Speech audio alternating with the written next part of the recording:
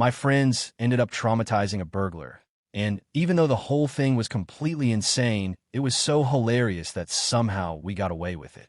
Back in college, I was hosting this big end-of-year party at my place, and right in the middle of it, my stomach started to turn.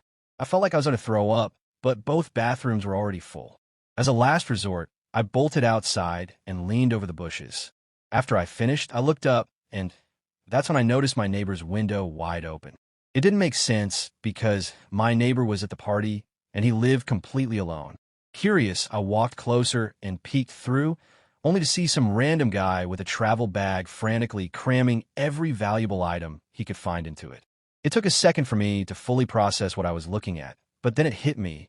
There was a burglar in my neighbor's house. Without thinking, I sprinted back upstairs to the party and shouted that someone was robbing the place next door. A couple of the girls immediately grabbed their phones to call the police, but for the guys, it was already too late. They armed themselves with whatever they could grab, brooms, sticks, and one guy even snatched up a roll of duct tape and stormed across the yard straight into the neighbor's house. The burglar must have realized something was wrong, because the moment he saw this group of drunk college dudes charging at him, he completely panicked and tried to escape through the same window he came in. But by then, it was already over. The mob tackled him to the ground, smacking him with brooms while he thrashed around in shock. He looked absolutely horrified, lying there on the floor, not even fighting back.